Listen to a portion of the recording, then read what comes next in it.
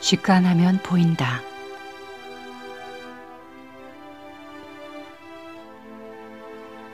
신기율 지음, 전동화 그림.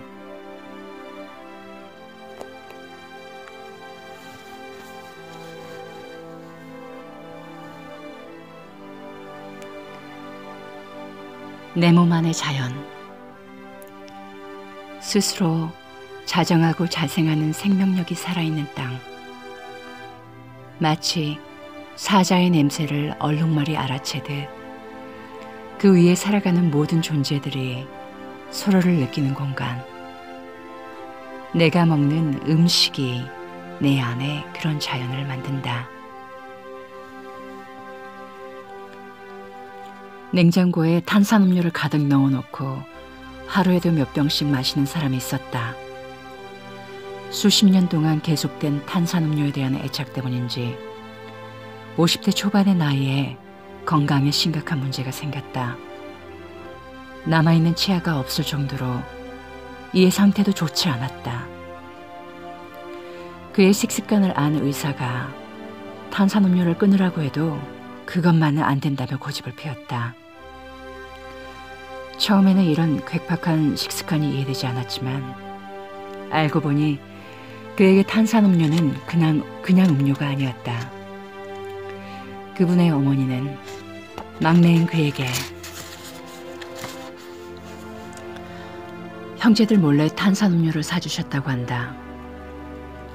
형들에게 혼나서 울고 있거나 친구와 다투고 들어온 날에도, 시험을 망쳐 속상할 때도 어머니는 탄산음료를 지어주며 아이를 달랬다.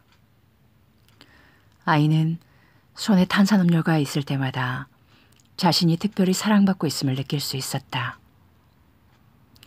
그리고 실제로 탄산의 시원하고 달콤한 맛이 몸 안에 들어가면 모든 시름이 잊혀지는 것 같았다. 어머니가 돌아가시고 더 이상 자신을 달래줄 사람이 없어지자 그는 어머니 대신 탄산음료에 기대기 시작했다. 탄산음료가 어머니의 사랑을 대신하게 된 것이다. 그는 자신의 건강이 나빠져도 탄산음료를 포기할 수 없었다. 우리에게 음식은 때때로 음식 이상의 가치를 가질 때가 있다. 탄산음료를 고집하는 것처럼 누구에게나 자신의 인생을 돌이키게 하는 자신의 삶과 같은 음식이 있기 마련이다. 이른이 다 된 내 아버지는 지금도 과자와 아이스크림을 사놓고 한 달에 한 번씩 집에 오는 마흔의 아들을 기다리신다. 함께 식사를 하고 소파에 앉아있는 내게 아이스크림을 들이밀거나 서랍에 과자가 잔뜩 있다면 먹으라고 손짓을 하신다. 가끔 눈을 감고 그 목소리만 듣고 있으면 나는 10살의 아이가 된 것 같고 아버지는 40의 젊은 아빠가 된 것 같은 느낌에 마음이 먹먹해진다. 나는 어렸을 때 아버지가 군것질거리를 사다 주면 강아지처럼 온 방안을 뛰어다니며 좋아하곤 했다. 자주 사업에 실패해 의기소침해하시던 아버지는 그 순간만큼은 듬직한 가장이고 아버지일 수 있었다. 세월이 지나도 음식이 만들어주었던 추억과 행복은 지워지지 않는 법이다. 그런 음식들은 맛이나 영양으로 따져야 할 것들이 아니다. 잊혀진 삶의 부분을 채우고 있는, 차가워진 마음을 덮여주는 삶의 등불이 된다. 그러니 평생 먹어왔던 음식을 바꾼다는 것은 생각보다 어려운 일일 수밖에 없다. 그런 변화 자체가 음식으로 만들어진 기억과 인연들로부터 벗어나겠다는 것을 의미하기 때문이다. 내가 그녀의 삶에 동승하게 되면서 가장 먼저 바꿔야 했던 것도 바로 음식이었다. 단순히 함께 먹지 않던 수준에서 이제는 함께 먹어야 하는 나에게는 좀 더 큰 용기가 필요한 일이었다. 처음에는 그녀를 따라서 무조건 먹지 않았다. 소금이나 설탕, 인공 조미료가 과하게 들어간 음식이 주로 먹지 말아야 할 것들이었다. 인스턴트 음식들도 제외되었다. 그리고 과도한 약물로 자신의 면역력을 잃어버렸거나 촉진제로 키워낸 음식들 역시 먹지 않았다. 단순한 조건 같아 보이지만 이 조건을 충족시키는 음식은 밖에서도 집에서도 별로 없었다. 한 달 만에 체중이 10kg이나 줄었고 부모님은 집에서 해주는 음식을 먹지 않는 나를 걱정하면서도 한편으로는 서운해하셨다.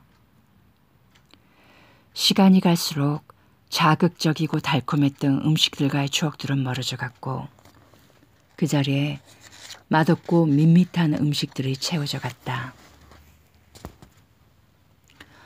어느 순간부터는 자극적인 음식들이 낯설어진 친구처럼 어색하게 느껴지기 시작했다. 몸이 거부하기 시작한 것이다. 어쩔 수 없이 가까이 하게 될 때는 손발이 붓거나 어딘지 모르게 몸이 불편해졌다. 반면 나한테 필요하거나 잘 맞는 음식에 대한 감이 오기 시작했다. 마치 노련한 농부처럼 비슷해 보이는 양배추들 속에서 내 복통을 치료해줄 양배추를 찾아내고 쌓여있는 수많은 호두 중에서 내 머리를 좋게 해줄 양질의 호두가 눈에 들어왔다. 같은 지역에서 같은 사람이 키워낸 작물일지라도 서로 다른 땅에 뿌리 내리고 다른 바람과 다른 비를 맞는다. 같아 보이지만 다른 식물들의 얼굴이 보이기 시작한 것이다. 동양의학에서는 음식을 단순히 영양분으로 보지 않았다. 아무리 사소한 음식이라도 그 안에는 모양과 색과 맛, 냄새, 감정, 소리 같은 자연의 온갖 의미가 담겨 있다고 생각했다. 하나의 음식을 먹는다는 것은 이런 다양한 의미를 내 몸속으로 가져온다는 것을 말한다.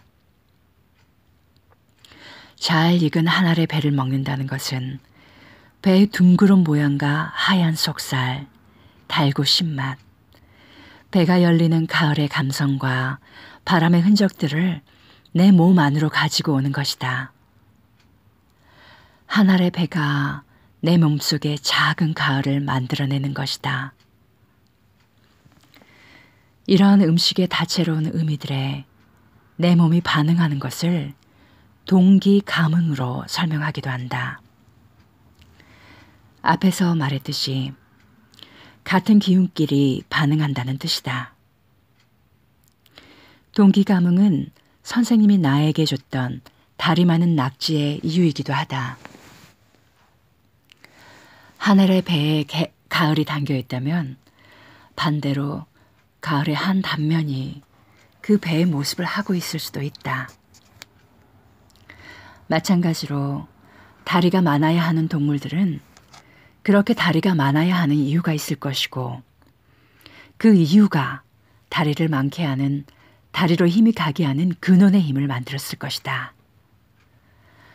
그리고 그 힘은 낙지뿐만 아니라 사람에게도 적용될 수 있다. 낙지의 다리를 힘차게 움직이는 근원의 힘이 그 낙지를 먹는 사람의 다리에도 그대로 적용될 수 있는 것이다. 흰 즙이 가득한 동그란 무화과가 산모의 부족한 젖을 돌게 하고 뇌를 닮은 호두가 머리에 좋을 것이라는 민간의 처방들은 모두 이런 동기감흥론으로 설명할 수 있는 것들이다. 어떤 음식이 바로 그 음식일 수 있는 의미가 나에게도 똑같이 적용되는 것이다. 결국 나에게 온 음식은 자신의 모양대로 나를 만들어간다. 물을 즐겨 마시는 사람들은 물처럼 촉촉해지고 육식을 즐기는 사람들은 동물의 뜨거운 열기를 닮아간다.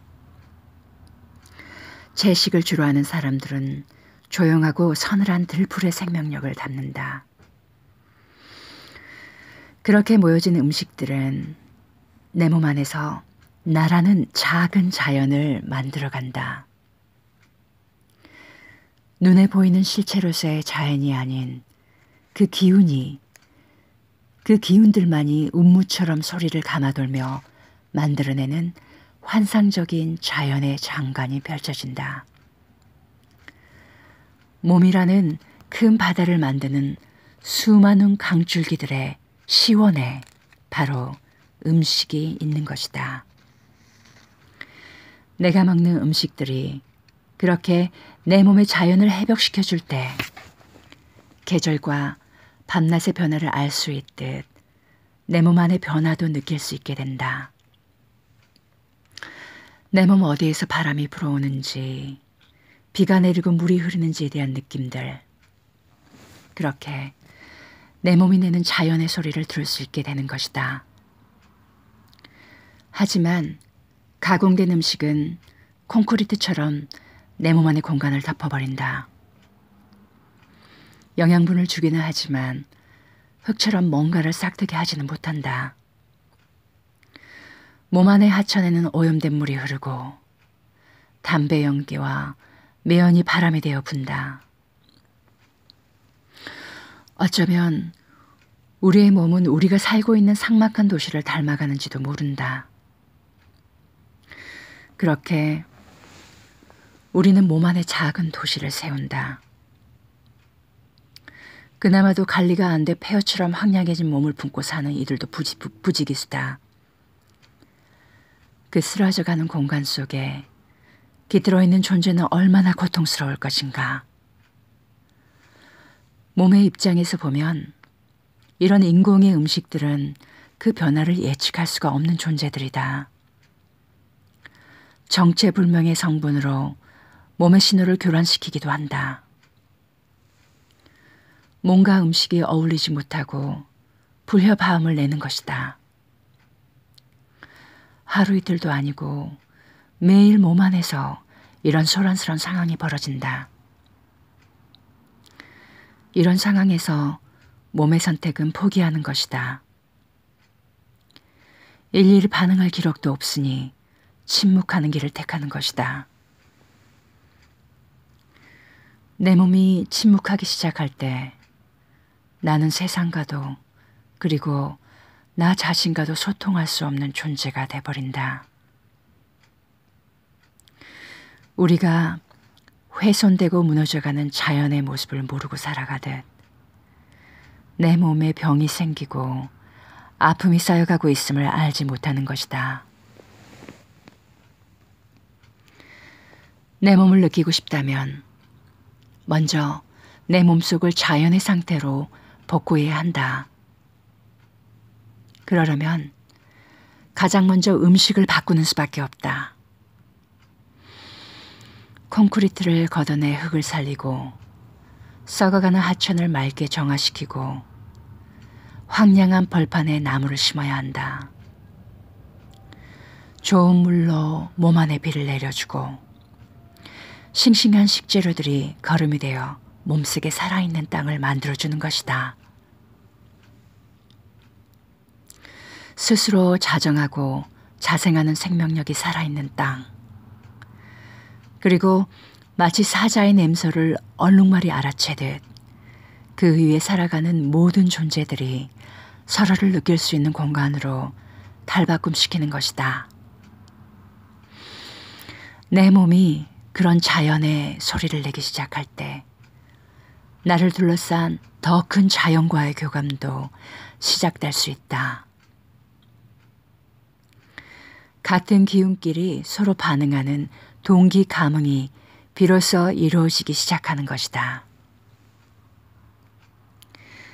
가끔씩 우리는 내가 누구인지, 내가 무엇을 하는 사람인지, 나 자신을 잃어버린 느낌에 사로잡힐 때가 있다.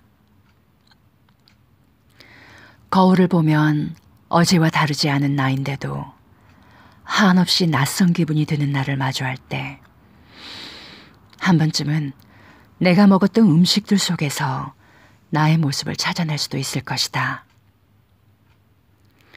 그 음식들이 나를 음산한 도시의 골목길에 서 있게 할 수도 있고 바람 부는 벼랑 끝에 서게 할 수도 있다. 때로는 음식들이 눈앞의 거울보다도 훨씬 더 명료하게 나의 모습을 비춰주며 나에게 말을 걸고 있을 것이다. 그렇게 음식은 내 몸 안에 자연을 만들어 간다.